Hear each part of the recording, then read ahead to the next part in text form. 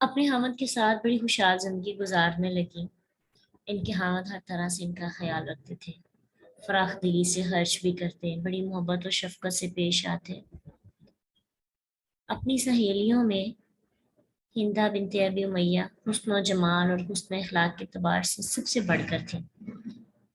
اپنے والد کی خوبیوں کا وافر حصہ ان کو بھی حاصل تھا کہ جو والد کی خوبیاں تھیں ان کے اندر بھی ہیں، کیونکہ پیرنٹس کی خوبیاں آتی ہی آتی ہیں، اور پھر پیرنٹس جیسے خود ہوتے ہیں نا، تو وہ پھر اپنے جیسے لائف پارٹنر وہ چوز کرنے کی کوشش کرتے ہیں، کبھی کبھی مل جاتا ہے اور کبھی کبھی نہیں ملتا۔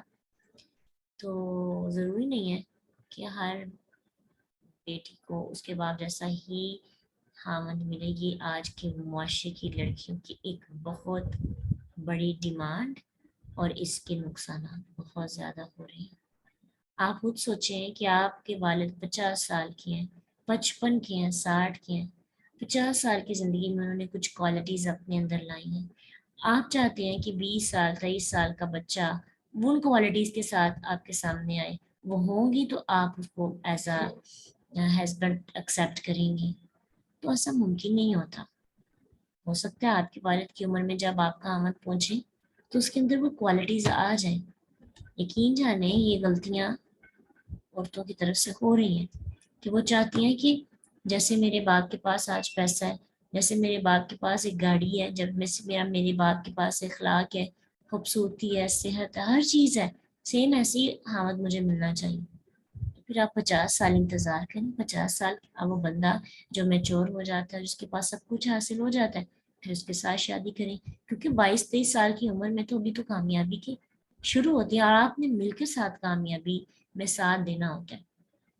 ریسنٹلی میرے سامنے بالکل ایسا ایک کیس آ رہا ہے جس میں نکاح ہو چکا ہے، لیکن ابتدائی اسٹیج کے اندر بہت مسٹیکس ہوتی ہیں کہ جب ہم کمپیئر کرتے ہیں اپنے ایسے اپنے باپ کے ساتھ، تو پھر کہتے ہیں کہ جی ہمیں اپنے باپ جیسا آئیڈیل حامد چاہیے، تو کیونکہ وہ آپ کا باپ ہے، آپ کو اس سے محبت ہے، اس کی خامیاں آپ کو نظر نہیں آئیں گی، ٹھیک ہے، وہ بھی آئیں گی، تو اس وجہ سے پھر وہ چیزیں اتنی نہیں رہتی۔ اس لیے کمپیریزن میں اس رشتے کو کبھی بھی نہیں لے کے آنا، دعا کیا کریں، لیکن اگر رشتے میں وہ چند خوبیاں نہ ہوں جو آپ نے چاہی تھی، تو کیا اس رشتے سے محبت نہیں کرتے؟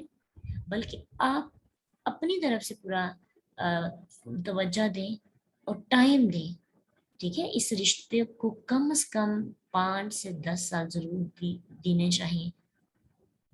کچھ ایسی چیزیں ہوتی ہیں کہ جس میں واقعی ہم سمجھتے ہیں کہ گزارا نہیں، علیحدگی بہتر ہے۔ کچھ ایسی چھوٹی چھوٹی سی چیزیں ہوتی ہیں کہ جو قابل برداشت ہوتی ہیں، تو اس وقت خود کو ہلاک نہیں کرتے یا دوسرے کو پریشان نہیں کرتے، کچھ ٹائم دیتے ہیں، آپ کی قربانی سے آپ کو صلہ ضرور ملتا ہے، اور وہ انشاءاللہ ضرور ملے گا۔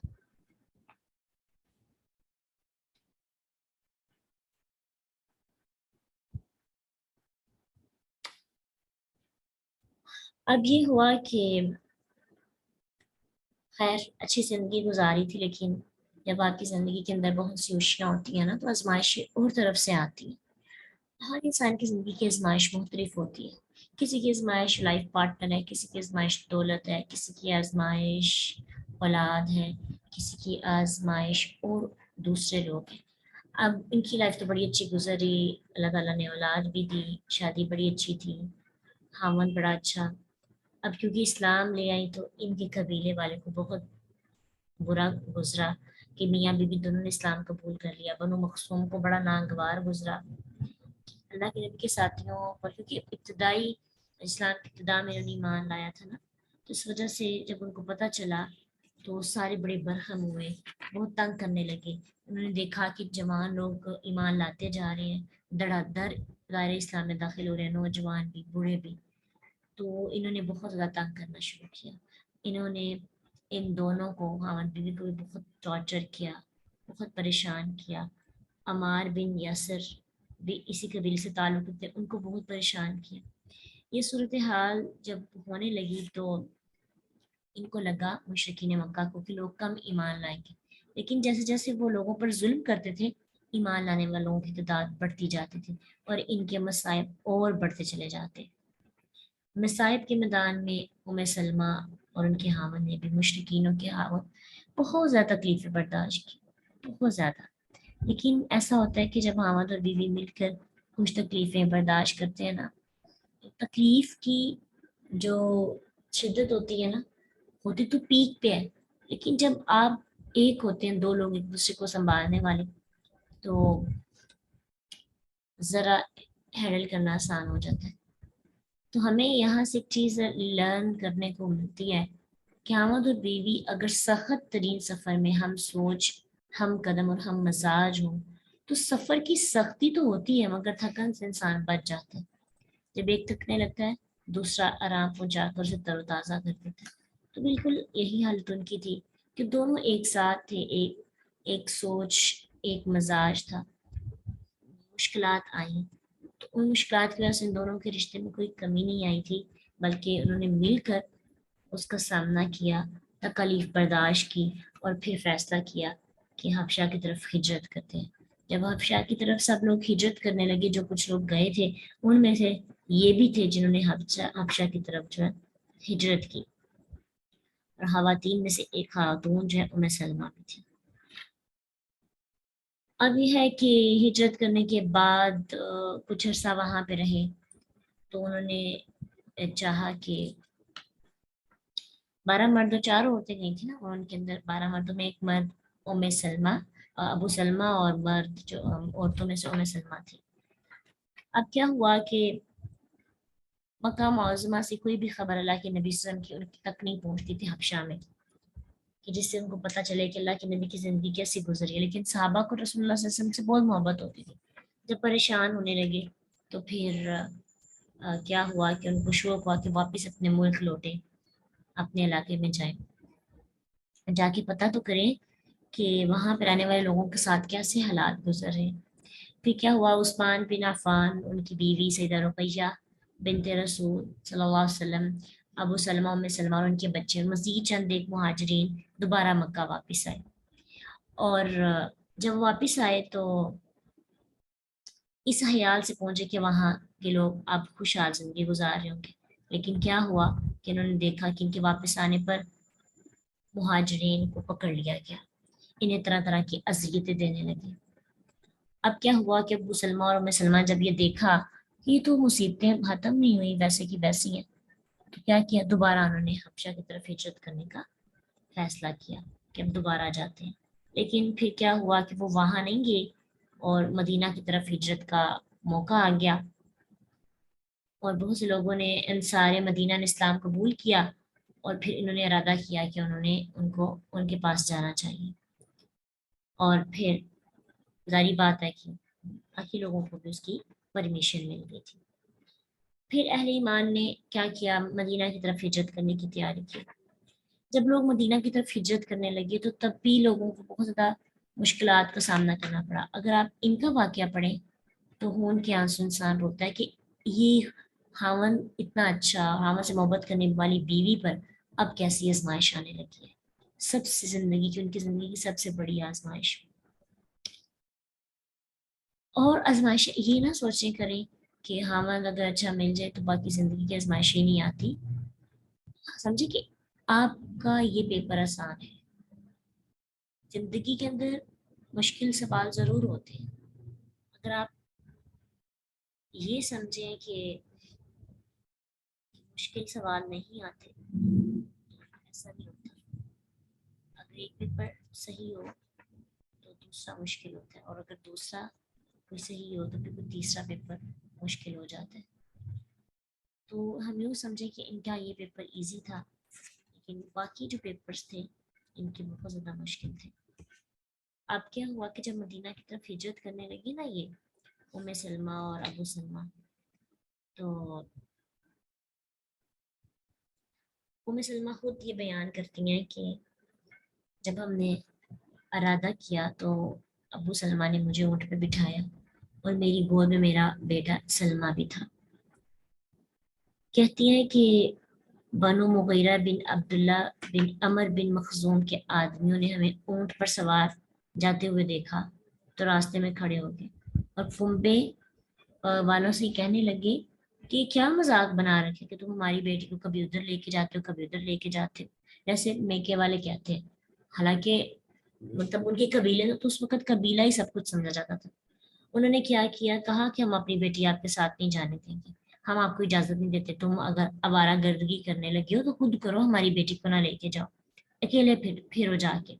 انہوں نے کیا کیا، ابو سلمہ سے اونٹ کی نکیل لی اور مجھے کہتی ام سلمہ کہتی ہیں کہ مجھے وہ اپنے ساتھ لے گئے. تو یہ جب صورتحال دیکھی نا ابو سلمہ کے گھر والوں نے، یعنی ان کے سسرال والوں نے، ام سلمہ کے سسرال والوں نے، تو کہنے لگے اچھا تم اپنی بیٹی اپنے پاس رکھو، ہم اپنا پوتا تو نہیں جانے دیں گے، ہم اپنا بیٹا اس خاتون کے پاس نہیں جانے دیں گے. گویا انہوں نے ان کا بیٹا ان سے چھین لیا سلمہ. اب بنو عبد الاسد کے پاس ان کا بچہ تھا اور کہتے ہیں کہ بچہ وہ لے گئے. میرے قبیلے والے بنو مخزوم نے مجھے اپنے پاس روک لیا اور میرے خامد کو اکیلے مدینہ جانا پڑا. آپ امیجن کریں کتنی کتنی مشکل کنڈیشن ہوگی ان کے لیے. خامد کو بھی جدا کر دیا اور بچہ ماں سے بچے کو جدا کرنا، تب جدا کرنا جب اس کے پاس خامد نہیں ہوتا. اور ہوتا یہ ہے کہ جب خامد کی طرف سے جدائی ہو نا تو عموماً بیویاں بچوں کے ساتھ دل بہلا لیتی ہیں، لیکن ان کے پاس دونوں چیزیں نہیں تھیں. کہتی ہیں کافروں نے میرے اور میرے خامد اور میرے بیٹے کے درمیان جدائی ڈال دی. کہتی ہے میرا حال یہ ہو گیا کہ میں پل بھر میں اپنے خامد اور پیارے لخت جگر سے جدا کر دی گئی اور میری جدائی سے مجھ پر غم کے پہاڑ ٹوٹے. کہتی میں نے تقریباً ایک سال میدان میں اس جگہ جہاں جدا کیا گیا تھا صبح کے وقت آ کر میں بیٹھ جاتی تھی اور شام تک میں وہاں پہ غم میں آہوازاری کرتی رہتی. اور روزانہ کا میرا یہ معمول بن گیا، روتی، انتظار کرتی، پریشان ہوتی، غم میں مبتلا تھی. یہ بہت بہت بڑی ان کے اوپر ایک آزمائش تھی. یہ بات ذہن میں رکھیں کہ جن کے ایمان مضبوط ہوتے ہیں نا ان کی آزمائشیں بھی بہت بڑی ہوتی ہیں، بہت بڑی. بعض اوقات اپنے ایمانی سفر کے امتحان میں آپ کو اپنی سب سے محبوب اور پسندیدہ چیز کی دوری برداشت کرنی پڑتی ہے. سب سے پسندیدہ چیز کی دوری، اور اس سے پسندیدہ چیز کیا ہو سکتی ہے عورت کے لیے؟ اس کا خامد سب سے پسندیدہ چیز ہوتی ہے، اس کی اولاد سب سے محبت کرنے والی چیز. اور بعض اوقات ان کی طرف سے بھی آزمائشیں آ جاتی ہیں. اب کیا ہوا، اللہ تعالیٰ نے چیک کرنا تھا نا امتحان میں پورا اترتے ہیں کہ نہیں. ایک سال گزر گیا. کہتی ہے بنو مغیرہ میں سے میرے چچا کے بیٹے نے مجھے اس حالت میں دیکھا تو میری حالت پر ان کو ترس آ گیا. جا کے انہوں نے میرے قبیلے والے سے کہا کہ آپ کو اس مسکین خاتون پر ترس نہیں آتا؟ اس کی حالت دیکھو، اگر یہ ایسے ہی رہی تو بیچاری اپنے خامد اور اپنے بیٹے کے غم میں نڈال ہو کر فوت ہو جائے گی. کہتی کچھ بڑوں کو مجھ پہ ترس آ گیا اور انہوں نے کیا کیا کہ مجھے ہجرت پر روانہ کرنے کی اجازت دے دی، میرا بیٹا بھی واپس کر دیا اور سفر کے لیے مجھے اونٹنی بھی دی اور میں اکیلی اس سفر پر روانہ ہوں کہ اللہ کی مخلوق میں سے کوئی بھی میرے ساتھ نہیں تھا. تو جب انسان آزمائش پہ پورا اتر جاتا ہے اللہ تعالیٰ پھر کہتے ہیں کہ جاؤ میں تجھ پہ راضی ہو گیا. اللہ دنیا والوں کو مسخر کر دیتے ہیں، پھر وہی لوگ جو ہمیں تکلیف دیتے ہیں وہ خود آ کے ہمارے رستے آسان کرتے ہیں. وہی لوگ جو ہمیں دور کرتے ہیں آ کر ہماری دوریوں کو ختم کر دیتے ہیں. تو یہ ایک بڑے بڑے حادثات میں سے ایک حادثہ ان کے ساتھ یہ پیش آیا، خامد اور بیٹے کی جدائی. اب اکیلے ہجرت کرنا، آپ کو سوچے مکہ سے مدینہ کا فاصلہ اور وہاں رات بھی ہوگی، بچہ اکیلا، اکیلے سفر کرنا ایک اور مشکل سفر تھا. کہتی ہیں اللہ پہ بھروسہ کر کے میں اونٹ پہ سوار ہو کر نکلی اور ابھی کہتی ہیں کہ میں رستے میں پہنچی تھی مقام تعین پر کہ وہاں پہ مجھے عثمان بن ابی طلحہ ملا، جو قبیلہ بنو عبد الدار کا ایک آدمی تھا، ابھی اس نے اسلام نہیں قبول کیا تھا۔ تو مجھے کہنے لگے بنو امیہ کی بیٹی کہاں جا رہی ہو؟ میں نے کہا میں اپنے حامد کے پاس جا رہی ہوں۔ تو پھر کہتے ہیں تمہارے ساتھ تو کوئی بھی نہیں ہے؟ تو کہنے لگی اللہ کی قسم میرے ساتھ کوئی نہیں ہے اس ننھے بچے کے علاوہ۔ تو اس وقت لوگ ایک دوسرے کی غیرت کا مسئلہ ہوتا تھا نا، عورتوں کی بڑی، جو لوگ عزت نہیں کیا کرتے تھے وہ نہیں کرتے تھے، کچھ قبیلے والے بہت زیادہ کرتے تھے۔ کہنے لگی میں تمہیں ایسے نہیں چھوڑوں گا، تمہیں اکیلے نہیں جانے دوں گا۔ کیا کیا؟ کہتی ہیں آگے بڑھ کے انہوں نے اونٹ کی نکیل پکڑی اور آگے آگے چل پڑے، اور میں اونٹ پر بیٹھی اپنے بچے کے ساتھ۔ اللہ تعالیٰ نے ایک اور آسانی پیدا کر دی۔ دیکھیے جب آزمائش پہ ہم پورا اترتے ہیں نا، پھر سارے رستے صاف ہو جاتے ہیں، پھر اللہ تعالیٰ رستے آسان کر دیتے ہیں۔ کہ دیکھیے نا انہوں نے اس سفر میں شکوہ نہیں کیا، تو مضبوط ایمان والے چھن جانے پر صبر سے آنسو بہاتے ہیں، اللہ کی رحمت کا انتظار کرتے ہیں، شکوہ شکایت اور بے صبری سے اللہ کی رحمت سے دور نہیں کرتے۔ یہ چیز ذہن میں رکھنی ہے، شکوہ نہیں کرنا، اللہ سے بے صبری نہیں کرنی۔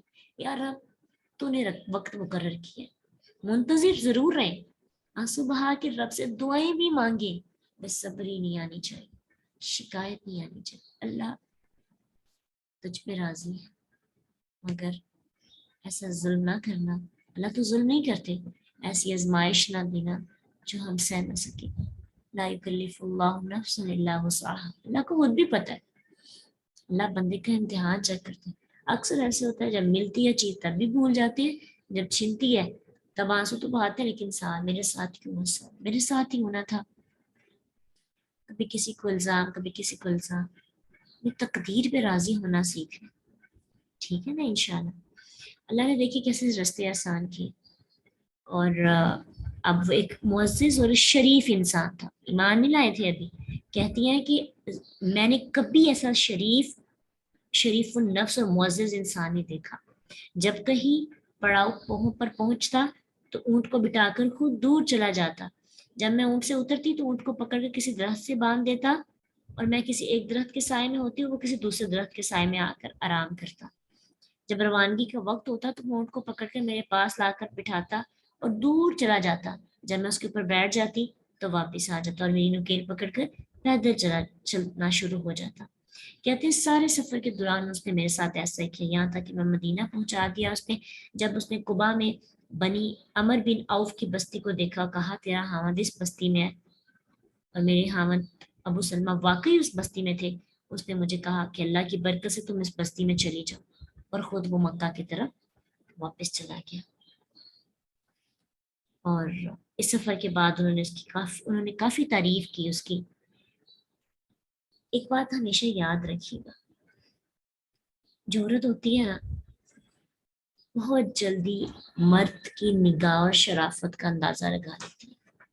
سمجھدار، باشعور اور باحیا لڑکی ہوتی ہے نا بہت جلد شرافت اور نگاہ کا اندازہ لگا لیتی ہے، اور اتنی جلدی وہ ایک باحیا لڑکی کسی کی تعریف نہیں کرتی، اتنی جلدی وہ اندھا یقین بھی نہیں کرتی کسی پر، غیر محرم کو قریب نہیں آنے دیتی، اور جو غیر محرم بوقت ضرورت، یعنی جیسے انہوں نے کیا تھا، بوقت ضرورت دور رہ کر بات کریں، ایک باحیا باشعور لڑکی اسی کو قابل عزت سمجھتی ہے کہ یہ بندہ فائدہ نہیں اٹھا رہا موقع کا، دور دور رہ رہا ہے، بس میرا کام کر رہا ہے۔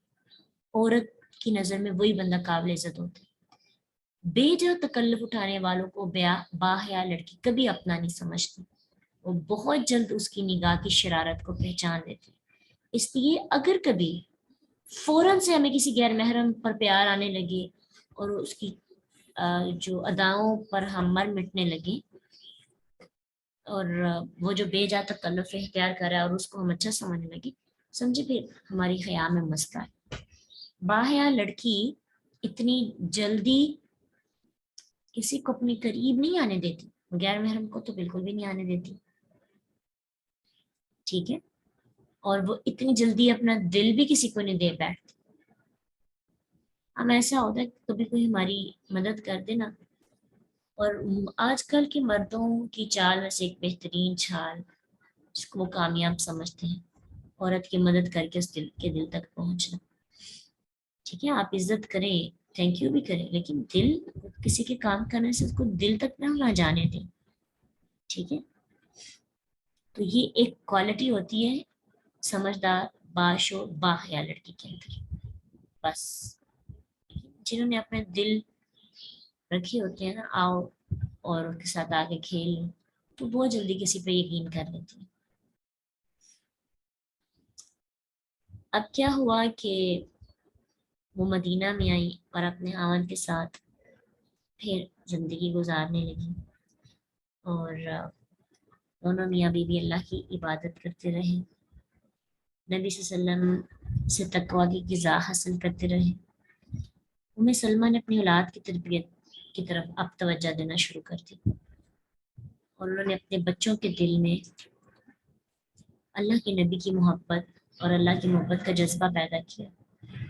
ان کے بچوں میں سے زینب، عمر، سلمہ اور درہ کو صحابی ہونے کا شرف حاصل ہوا.